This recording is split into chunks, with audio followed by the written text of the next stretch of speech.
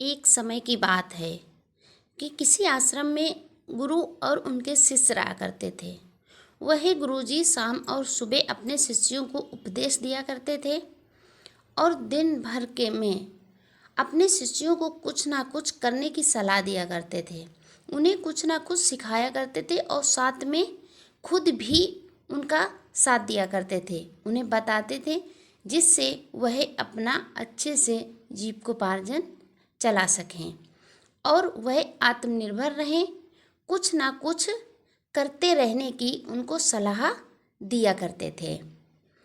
इसी के साथ में एक दिन गुरु अपने शिष्यों के साथ में कुछ खिलौने बनाने का, मूर्ति बनाने का कार्य कर रहे थे। गुरु जी की सलाह का सम्मान करें तो बड़ा लक्ष्य भी हासिल हो सकता है। एक दिन गुरु जी खिलौने बनाने का कार्य सभी शिष्यों से करा रहे थे और स्वयं भी उनकी मदद करते थे। सभी शिष्यों में से कुछ शिष्य ऐसे थे जो गुरु जी से भी अच्छे खिलौने बनाते थे। इस कारण उस शिष्य को हो गया था अहंकार। गुरु ने समझाया कि ऐसा करने से योग्यता नहीं निखरती है। कुछ शिष्य गुरु से अच्छा काम करने लगते हैं तो उन्हें इस बात का घमंड हो जाता है और वे गुरु जी की सलाह की कद्र करना बंद कर देते हैं, जबकि ऐसा नहीं करना चाहिए। इस संबंध में एक लोक कथा प्रचलित है।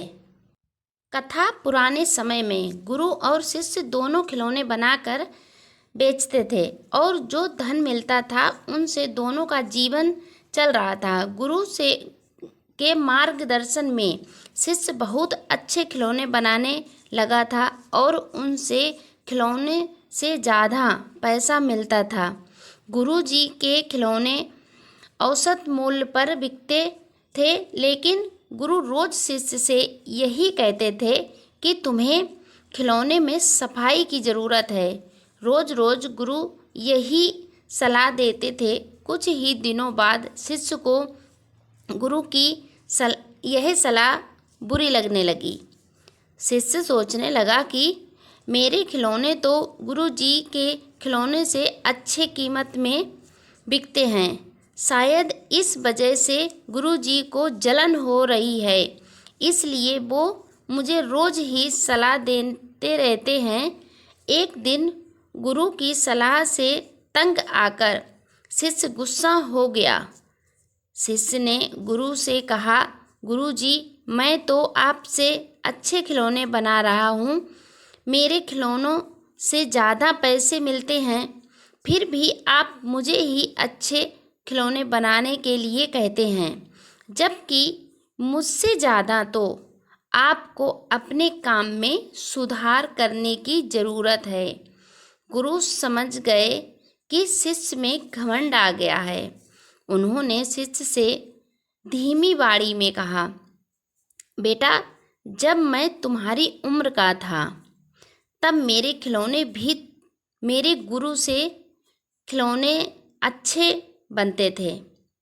मेरे जो गुरु जी थे उनसे खिलौने मेरे काफ़ी अच्छे बनते थे और उनका अच्छा दाम भी मिलता था, लेकिन ज़्यादा पैसों में बिकते थे।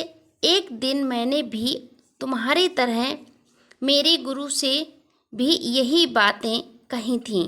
उस दिन के बाद गुरु ने मुझे सलाह देना बंद कर दिया और मेरी कला में और ज़्यादा निखार नहीं आ सका। मैं नहीं चाहता कि तुम्हारे साथ भी वही हो जो मेरे साथ हुआ था। गुरु ने शिष्य पर गुस्सा नहीं किया और धीमी आवाज़ में जो बातें कहीं वह शिष्य को बहुत अच्छी तरह समझ में आ गई। उसने गुरु जी से क्षमा मांगी और अपनी कला को निखारने में लग गया। कथा की सीख, अगर किसी काम में परफेक्ट होना चाहते हो तो गुरु की सलाह का पालन हमेशा करें।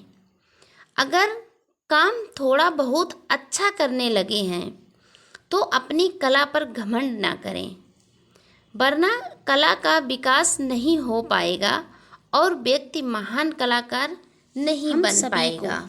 अपने गुरु का आदर करना चाहिए और उनकी सलाह का भी आदर करना चाहिए।